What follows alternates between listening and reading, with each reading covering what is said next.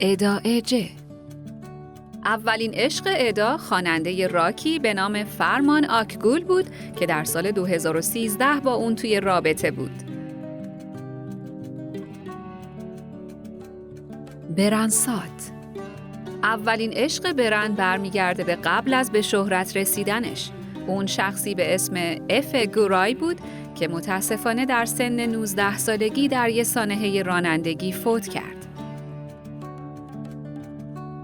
بوراک اوزچیویت. اولین عشق بوراک با بازیگری به نام زینب دورت کاردشلر بود که از سال 2005 شروع شد و 5 سال هم ادامه داشت. دیلان چیچک دنیز. اولین عشق دیلان مربوط میشه به زمانی که اون 19 ساله بود و در اون زمان با شخصی به نام سروان توران رابطه عاشقانه داشت. بورجو اوزبرگ. بورجو اولین رابطه عاشقانه خودش رو در سال 2017 با آلپرن دویماس تجربه کرد که 1 سال بیشتر دوام نداشت. نسلیهان آتاگول. نسلیهان اولین بار طعم عشق رو در سال 2012 با علی برکین چشید، اما عشق اونا در همون سال هم تموم شد. ابراهیم چلیکل. عشق اول ابراهیم از سال 2010 تا 2011 با خواننده‌ای به نام توبا اکینجی بود. توبا بویگوستون. این بازیگر از سال 2005 تا 2007 با بولند اینال اولین عشق خودش رو تجربه کرد.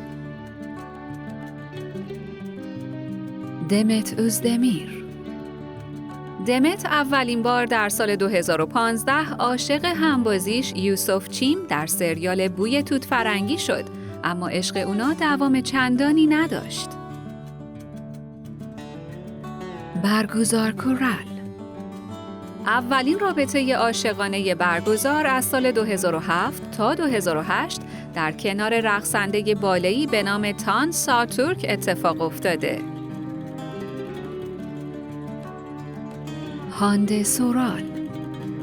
هانده برای اولین بار در سال 2009 عشق رو در کنار اوکان یالابیک تجربه کرد.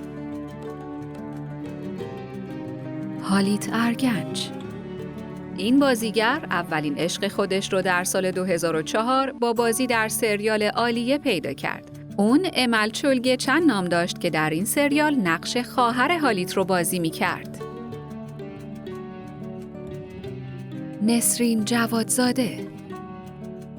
اولین رابطه عاشقانه نسرین یه رابطه پنهونی در سال 2018 با شخصی به اسم علیهان بی بود. کنان امیرزالیولو. همبازی شدن کنان و زینب توکوش در سال 1999 در سریال دل دیوانه همانا و رقم خوردن اولین عشق کنان در کنار اون همان. ایرم حلواجیولو. عشق اول ایرم تا مدت‌ها برای طرفداراش ناشناس بود، اما بالاخره مشخص شده اون اسر آلپ نام داره. این عشق در سال 2021 هم به پایان رسید. اونور تونا. اونور از سال 2012 تا 2013 اولین رابطه عاشقانه خودش رو در کنار یاسمین آلن تجربه کرد. این زوج در سریال زندگی ادامه داره با هم همبازی بودن. هازال کایا. اولین رابطه عاشقانه هازال در سال 2009 با بازیگر ترک آلپر سالدران بود که 1 سال بیشتر طول نکشید. انگین آکیورک. اولین عشق انگین گولفریساری گل بود. اونا در سال 2010 برای مدت کوتاهی با هم بودن. هیلال آلتین بیلک. اولین عشق هیلال یه رابطه کوتاه تابستونی بود که اونو در سال 2014 با مرت یازیجیولو تجربه کرد. داملا سونمز. داملا در سال 2011 با بازیگری به نام ابراهیم کندیرجی اولین رابطه عاشقانه خودش رو که عمر کوتاهی هم داشت تجربه کرد. آلپ ناوروز. اولین تجربه عشقی آلپ با برقراری رابطه کوتاهی در سال 2017 در کنار باشاک پارلاک رقم خورد. هانده ارچل.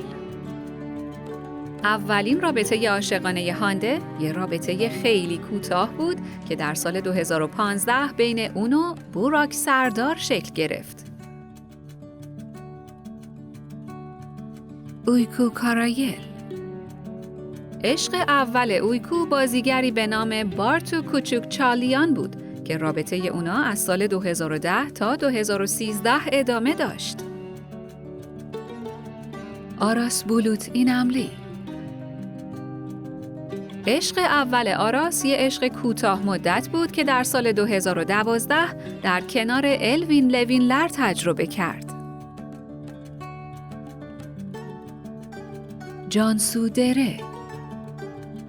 اولین رابطه عاشقانه جانسو برمیگرده به سالهای 2000 تا 2002 که با اوکان بایولگن داشت.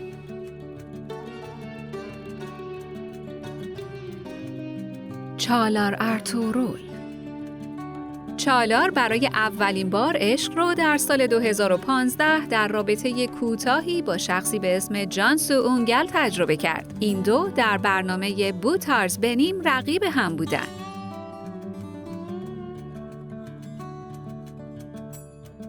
اسرا بیلگیچ. اولین عشق اسرا در سال 2014 بین اون و بازیکن فوتبالی به نام گوکان توره شکل گرفت که به یه ازدواج ناموفق ختم شد. سرکای توتونجو. اولین عشق سرکای در سال 2016 با طراح مدی به نام جانسو کانیشکان بود، اما سرکای با معروف شدنش اونو از زندگیش پاک کرد و ازش جدا شد. جمره بایسل. گفته میشه عشق اول جمره بازیگری به نام ولکان کسکین بود که جمره تابستون گذشته از اون جدا شد و راهی عشق جدیدی شد. گوکان آلکان. اولین عشق گوکان یه عشق نافرجام و کوتاه بود که در سال 2014 با بازی در سریال خانواده شوهرم بین اون و سرایکایا اتفاق افتاد. چاغاتای اولوسوی. چاغاتای اولین عشقش رو در کنار یکی از عوامل سریال فریها در سال 2011 به نام جیدا گوننج تجربه کرد. ممنون که تا آخر این ویدیو با ما همراه بودین.